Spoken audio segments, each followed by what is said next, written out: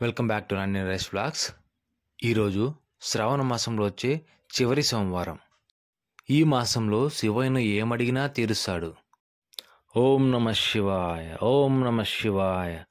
ముందుగా మీరు చూస్తున్న ఈ దివ్య దర్శనం, ఆ వెలుగు, ఆ శోభ, ఇవన్నీ మన ముందు నిలబడి ఉన్న మహాదేవుని కాంతి.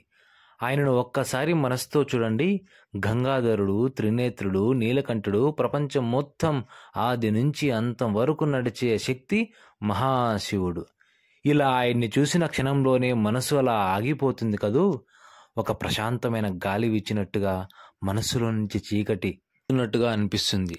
అదే ఆయన కరుణ, అదే ఆయన సాన్నిధ్యం. ఇక మనం ఉన్న ఈరోజు శ్రావణ మాసం చివరి సోమవారం, శివుడు అత్యంత ఇష్టపడే రోజు. ఈ రోజు ఏమి కోరుకున్నా నెరవేరుతుందని మన పెద్దలు చెప్పిన మాట నిజమే. ఎందుకంటే ఈరోజు మనం వెలిగించే ప్రతి దీపం ఆయన దృష్టిలో ఒక ప్రార్థనే. ఇప్పుడు మీరే ఒకసారి ఆ దీపాల వెలుగు చూడండి. ఎంత శాంతిగా, ఎంత పవిత్రంగా, ఎంత దివ్యంగా ఉందో. ఇవి కేవలం దీపాలు కాదండి, మన కోరికలు, మన ఆశలు, మన కన్నీళ్ళు, మన నమ్మకాలు, ఇవన్నీ కలిసి వెలిగే ఆశాకాంతులు. మన భక్తులు ఈ రోజున ఏమి కోరుకుంటారో తెలుసా?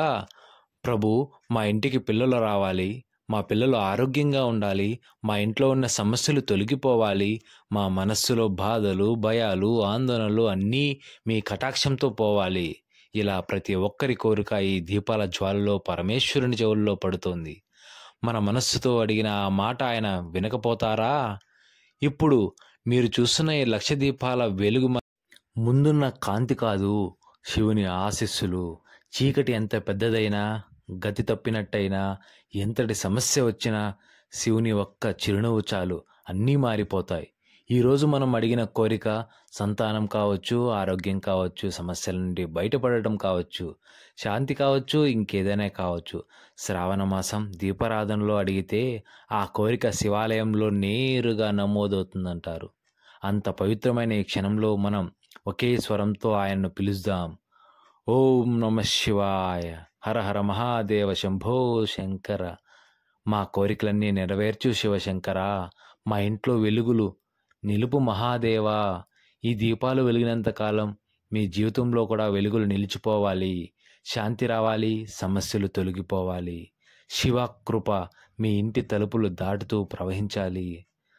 మీ జీవితాల్లో కూడా శాంతిని, మీ ఇంట్లో శుభాన్ని కలిగించాలని ఆ పరమేశ్వరుని ఆశిస్తున్నాను.